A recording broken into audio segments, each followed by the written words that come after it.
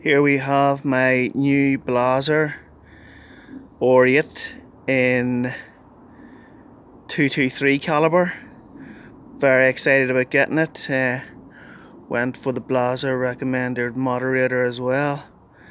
Only disappointing thing is that it wouldn't cycle the rounds, and now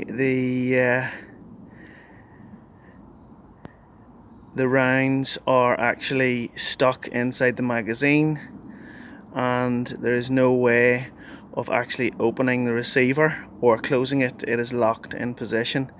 It's obviously got a live round in it, not what I was expecting from a new Blaser, but this is the reality of what I've experienced.